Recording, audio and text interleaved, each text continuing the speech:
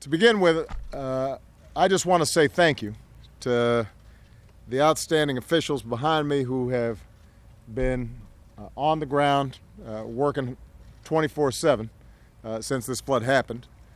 It begins with outstanding leadership from the top with Governor John Bel Edwards, and we very much appreciate all the outstanding work he's done. His better half, the First Lady of Louisiana, I know has been by his side every step of the way, and we are grateful for her. I know they've got their own cleaning up to do because the governor's mansion was flooded as well. In addition, I want to acknowledge Senator Bill Cassidy, Senator David Vitter, Representative Garrett Graves, Representative Cedric Richmond, the mayor of Baton Rouge, Kip Holden, and somebody who I can't brag enough about, one of the best hires I made as president, the administrator of FEMA, Craig Fugate, who has done such an outstanding job, not just in dealing with this particular incident, but has really rebuilt FEMA so that there's a change of culture. And everybody knows that when a disaster happens, FEMA's going to be there on the ground cooperating with state and local officials rapidly and with attention to detail and keeping the families who've been affected uppermost in their minds. So we very much appreciate everything Craig's done.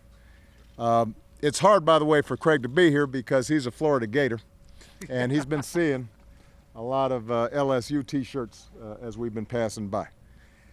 I just had a chance to see some of the damage from the historic floods here in Louisiana. I come here first and foremost to say that the prayers of the entire nation are with everybody who lost loved ones. We are heartbroken by the loss of life. There are also people who are still desperately trying to track down friends and family. We're going to keep on helping them every way that we can. As I think anybody who can see just the streets, much less the inside of the homes here, people's lives have been upended by this flood. Local businesses have suffered some terrible damage. Families have, in some cases, lost homes. They've certainly lost possessions, priceless keepsakes. I was just speaking to a young woman whose husband died shortly after the birth of her second child, and she was talking about how her daughter was trying to gather all the keepsakes that she had in her bedroom that reminded her of her father. And that gives you some sense that this is not just about property damage. This is about people's roots. You also have a situation where there are a lot of kids who are supposed to start a new school year, and they're going to need some special help and support for a while. Sometimes when these kinds of things happen, it can seem a little bit too much to bear, but what I want the people of Louisiana to know is that you're not alone on this. Even after the TV cameras leave, the whole country is going to continue to support you and help you until we get folks back in their homes and lives are rebuilt. And the reason I can say that with confidence is because that's what Americans do in times like this. I saw it when I visited displaced Louisianans when I came down here as a senator after Katrina. I saw it when I visited New Orleans for the 10th anniversary last year. I know how resilient the people of Louisiana are, and I know that you will rebuild again. And what I've seen today proves it. I want to thank all the first responders, the National Guard, all the good neighbors who were in a boat going around and making sure people were safe, showing extraordinary heroism and in some cases risking their own lives. Governor Edwards, the state of Louisiana, the city, the parish governments, they've all stepped up under incredibly difficult circumstances. I just want to thank the people on this block. As I was walking down, one woman at the end, elderly, she was on her own. She had just lost her daughter. You had a young man next door who was helping out his father, but had also offered to help out that neighbor so that she could salvage as much as she could and start the process of rebuilding. With respect to the federal response, over a week ago I directed the federal government to mobilize and do everything we could to help. FEMA Administrator Craig Fugate arrived here a week ago to help lead that effort. Secretary of Homeland Security Jay Johnson visited last week to make sure state and local officials are getting what they need. To give you a sense of the magnitude of the situation here, more than 100,000 people have applied for federal assistance so far. As of today, federal support has reached $127 million. That's for help like temporary rental assistance, essential home repairs, and flood insurance payments.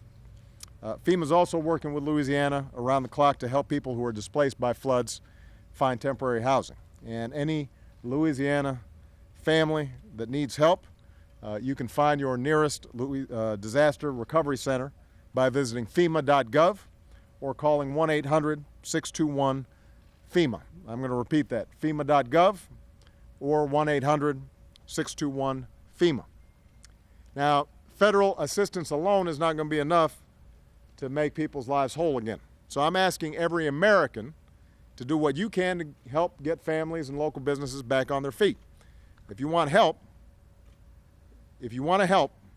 Governor Edwards put together some ways to start at volunteerlouisiana.gov. That's volunteerlouisiana.gov. And the reason this is important is because even though federal money is moving out, volunteer help actually helps the state because it can offset some of its costs. Obviously, private donations are going to be extremely important as well. We want to thank the Red Cross for everything they're doing, but there are a lot of private philanthropic organizations, churches, parishes around the state and around the country who want to help as well.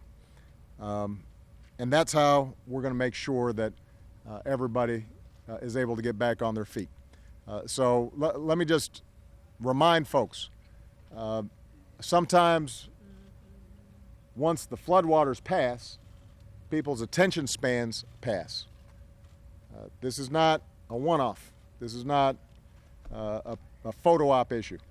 This is how do you make sure that a month from now, 3 months from now, 6 months from now, people still are getting the help that they need. I need all Americans to stay focused on this. If you're watching this today, make sure that you find out how you can help. You can go to volunteerslouisiana.gov or you can go to FEMA.gov. We'll tell you, we'll direct you. You can go to whitehouse.gov and we'll direct you how you can help. All right? But we're going to need to stay on this because these are some good people down here. We're glad that the families I had a chance to meet are safe, but you know, they got a lot of work to do, and they shouldn't have to do it alone. All right? Thank you very much, everybody. God bless. Thank you, Mr. President. Thank you. Do you believe more will be needed from Congress in terms of emergency spending? You know, we discussed that on the way here. What you have is, you know, the Stafford Act provides a certain match. A lot of the homes have flood insurance, but a lot of homes don't. And what Craig Fugate is doing, what I instructed him to do from the start is let's get money out as fast as we can because we know that there's going to be a certain amount of assistance that's going to be forthcoming. So there's no point in waiting. We kind of make initial estimates and we start pushing stuff out. That helps us and helps the governor and all these officials here do their jobs. And then what we have to do is, as we fine-tune exactly what's needed, when we know, for example, how much permanent housing is going to have to be built, when we have a better sense of how much infrastructure has been damaged, what more we need to do in terms of mitigation strategies, that's when Congress, I think, may be called upon to do some more. Now, the good news is that you got 4 members of Congress right here, and a number of them happen to be in the majority. So I suspect that, you know, they may be able to talk to the Speaker and talk to Mitch McConnell, but in part because of the fine stewardship at FEMA, and frankly, because we've been a little lucky so far, and I'm going to knock on some wood in terms of the amount of money that's gone out this year, FEMA has enough money for now to cover the costs that can be absorbed. The issue is going to be less what we need to do in terms of paying for the short term. It's going to be the medium term and the long term rebuilding. Congress should be back in session right after Labor Day. By that time, we'll probably have a better assessment. And in the meantime, lawyers at FEMA will be examining what statutory flexibility we've got. And I know the governor's been right on top of making sure that Louisiana gets everything that it can get in order to help rebuild. Mr. President, do you worry about that fight becoming politicized and the trip here becoming politicized? No, I don't. First of all, one of the benefits of being 5 months short of leaving here is I don't worry too much about politics. The second thing I have seen historically is that, when disasters strike, that's probably one of the few times where Washington tends not to get political. I guarantee you, nobody on this block, none of those first responders, nobody gives a hoot whether you're a Democrat or a Republican. What they care about is making sure they're getting the drywall out and the carpet out, and there's not any mold building. They get some contractors in here and they start rebuilding as quick as possible. That's what they care about. That's what I care about. So, we want to make sure that we do it right. We want to make sure that we do it systematically. But the one thing I just want to repeat is how proud I am of FEMA, because if you think about the number of significant natural disasters that have occurred since my presidency began, you'd be hard-pressed to find a local official anywhere in the country, including those in the other party, who wouldn't say that Craig Fugate and his team have been anything less than exemplary and professional. And one of the things I did when I walked through each of these homes was ask, have you contacted FEMA? Have you filed? And uniformly they said that they had been in touch with FEMA. They had acted professionally. Some of them had already been out here for inspections. And I think that does indicate why it's important for us to take the federal government seriously, federal workers seriously. There's a tendency sometimes for us to bash them and to think that they're these faceless bureaucrats. But when you get into trouble, you want somebody who knows what they're doing, who's on the ground working with outstanding officials, and that's true whatever party.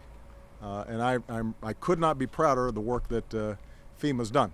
That doesn't mean that there aren't going to still be folks who need more help and that we're not going to have some constraints statutorily and Congress isn't going to have to step up. But it does mean that the basic backbone, the basic infrastructure and architecture that we have in terms of disaster response, I think has been high quality. And I'm very proud of them for that, and I want to publicly acknowledge that at the moment. All right? Thank you, guys.